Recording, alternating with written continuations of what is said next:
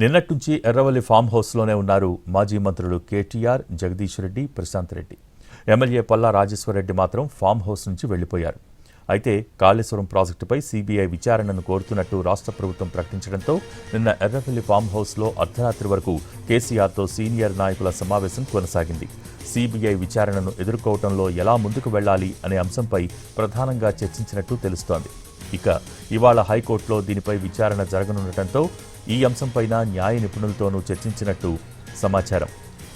అటు ఇప్పటికే బీఆర్ఎస్ రాష్ట్ర వ్యాప్త ధర్నాలకు పిలుపునిచ్చింది.